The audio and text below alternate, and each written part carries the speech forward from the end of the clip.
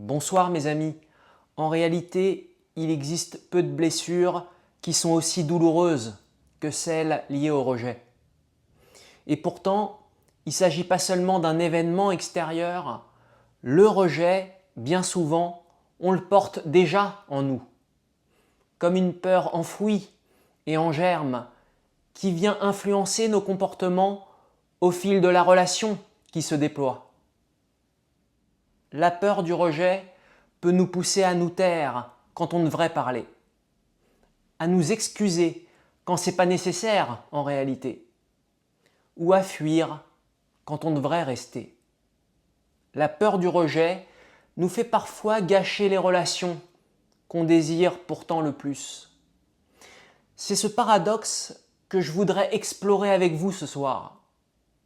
Comment la peur du rejet sabote nos relations?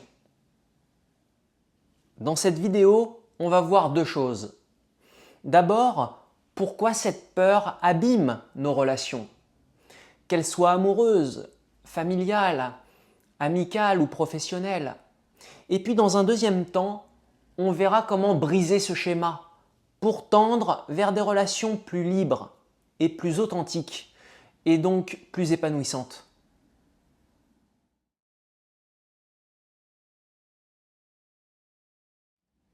Pourquoi la peur du rejet sabote nos relations? Parce que tout d'abord, elle nous empêche d'être nous-mêmes. Quand on vit dans la crainte de ne pas être accepté, on se met à jouer un rôle. On cache nos émotions. On surveille nos paroles. On adapte notre personnalité à ce que les autres semblent attendre de nous. Mais une relation fondée sur ce masque n'est pas saine. À force de vouloir être aimé, on cesse d'être soi-même. Et au final, on provoque nous-mêmes ce rejet qu'on craignait pourtant. Ou pire, on finit par rester dans une relation où l'autre ne nous aime pas vraiment pour qui nous sommes. La peur du rejet nous rend aussi dépendants du regard des autres. Cette peur renforce même parfois une dépendance affective. On cherche à plaire, à se faire valider en permanence. On n'agit plus par choix personnel, mais pour éviter le désaccord ou la distance. Et tout ceci crée un déséquilibre. Soit on s'efface trop, soit on devient envahissant. Dans tous les cas, la relation perd en équilibre et en sincérité. Il y a une troisième raison à ce sabotage de nos relations. Cette peur nous pousse à l'auto-sabotage. Beaucoup de personnes qui ont peur du rejet finissent par rejeter les autres, avant même d'être rejetées.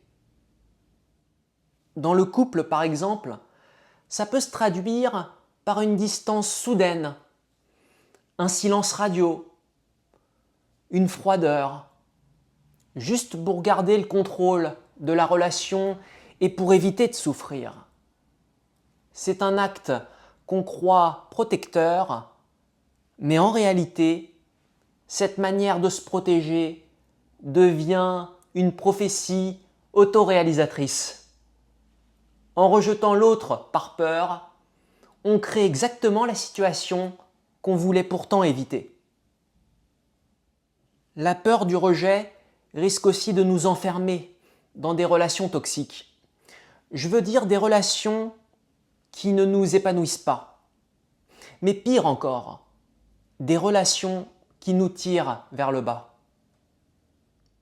Et paradoxalement, la peur du rejet ne conduit pas seulement à la fuite, mais aussi, inversement, à l'attachement excessif.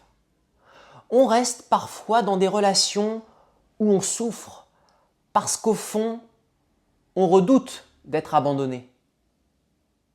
Et donc, on en vient à accepter des comportements injustes, voire destructeurs, et simplement pour ne pas être seul. Mais au fond, même si l'autre est à nos côtés, on est déjà seul. La relation n'est plus une relation en elle-même. Aussi, la peur nourrit un cercle vicieux. Cercle vicieux dont on n'a même pas conscience au départ. Plus on craint le rejet, plus on l'anticipe. Et plus on l'anticipe, plus on déforme nos comportements. Et plus on déforme nos comportements, plus on provoque incompréhension, tension, frustration, qui au final mène à ce rejet. Ce cercle vicieux peut longtemps perdurer et nous épuiser moralement, si on n'en prend pas vite conscience.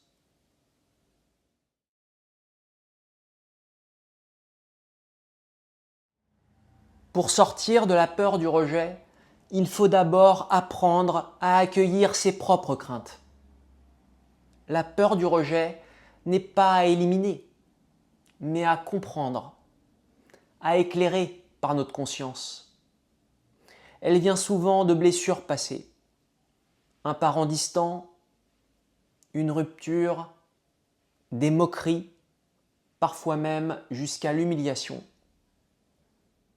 Et dans le cas de l'humiliation, la peur que l'autre nous rejette n'est bien souvent que l'expression d'un profond désamour qu'on se porte à soi-même. Oser regarder en face ses propres craintes, oser reconnaître simplement « oui, j'ai peur d'être rejeté » peut sembler banal, mais en vérité, c'est déjà une libération. Il faut aussi réhabiliter sa propre valeur. Tant qu'on croit que notre dignité dépend du regard de l'autre, on est piégé. L'essentiel est de se rappeler que notre valeur n'est pas négociable. On ne peut pas plaire à tout le monde et on n'a pas à plaire à tout le monde. La peur du rejet s'apaise quand on comprend qu'on ne doit plus miser sa vie sur le jugement des autres. Une autre piste consiste à oser une authenticité progressive. Être soi-même ne veut pas dire tout de suite, mais par petites touches, on peut se montrer un peu plus vrai, un peu plus sincère. Dans l'amitié, dans le couple, au travail. Et souvent, on découvre que, loin du rejet auquel on s'attendait, c'est finalement une complicité qui naît. Et si rejet il y a, il reste sain. Parce que ce rejet ne vise pas un masque, mais qui nous sommes vraiment. Il faut aussi accepter que le rejet fait partie de la vie. C'est une force de reconnaître qu'on ne peut pas plaire à tous.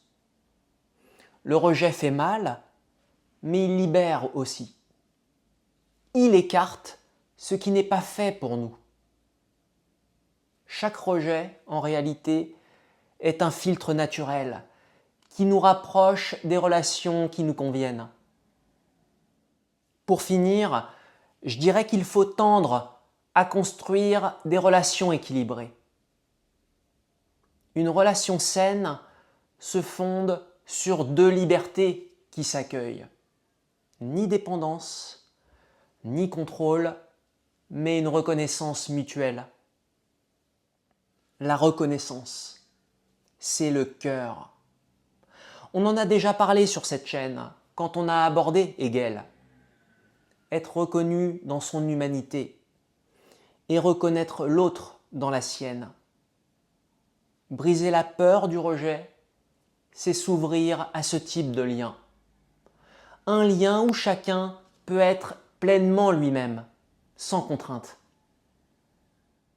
Et c'est à ce moment-là que la peur du rejet, qu'on a tous ressenti, cesse d'être une menace. Elle devient une étape normale de la vie relationnelle. Et elle ouvre la porte à ce qui compte vraiment. Des relations vivantes, sincère et nourrissante.